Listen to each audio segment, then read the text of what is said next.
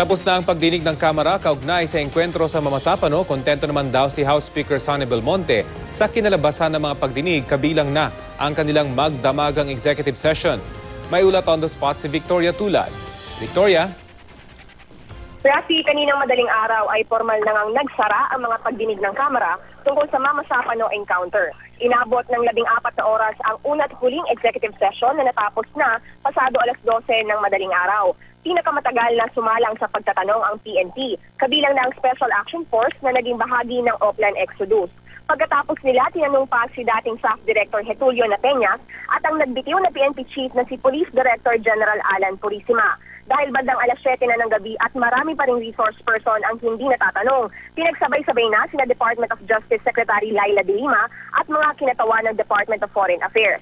Sabay din na sumalang ang Armed Forces of the Philippines na nagbigay pa ng presentation tungkol sa pagpapadala nila ng artillery fire. At ang Office of the Presidential Advisor on the Peace Process, pati ang Coordinating Committee on the Cessation of Hostilities. Dahil executive session ang nangyari, tikom ang bibig ng mga mambabatas tungkol sa karamihan ng kanilang mga napag-usapan. Pero ayon nga kay Speaker Sonny Belmonte na tinapos din ang pagdinig kanina, kontento siya sa kinalabasan ng kanilang executive session at 3 public hearings. 30 hanggang 40 mga mambabatas daw ang nakapagtanong. Kabilang dito si ACT-CIS Party List Representative Samuel Pagdilaw na sang-ayon kay Belmonte sa pagsasabing sapat na ang nakuha nilang detalye. Bagaman nakaapekto ang hindi pagdalo ni MILF Peace Panel Chair Muhagher Iqbal, maaari pa rin naman daw silang magpadala ng mga katanungan sa kanya. Naniniwala si Pagdilaw na hindi na kailangang sumama ng mga mambabata sa AFP para mag-ocular inspection sa Mamasapano, Maguindanao.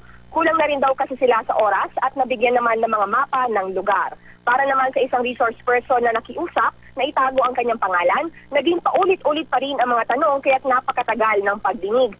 Ang mga natalakay na raw sa PNP Board of Inquiry Report at sa mga public hearing ay pinag-usapan na naman sa executive session sa halip na tumuon sa mga issue na may kinalaman sa national security. Sinigunduhan ito ng isang mambabatas na hindi rin natin papangalanan. Sa tansya niya, 80% ng mga tinanong ay nasagot na noon. Ang isa sa mga bagong impormasyon na lumabas ay tungkol sa tunay na pangalan ni MILF Peace Panel Chair Iqbal. Bagaman hindi ibinunyag ng DFA ang pangalan, sinabi ng mga kinatawan ng ahensya na hindi ito lubis abas gaya ng inilathala ng isang pahayagan. Matapos ng mga pagdinig, ayon kay Pagdilaw na Vice Chairman ng Committee on Public Order and Safety, tutuon sila kasama ang Special Committee on Peace, Reconciliation and Unity sa paggawa ng committee report. Posibleng abutin daw ng 3 hanggang 4 na linggo bago ito matapos. Samantala sa Lunes ng susunod na linggo, magsisimula na ang executive session tungkol sa Bangsamoro Basic Law. Rafi? Maraming salamat, Victoria Tulad.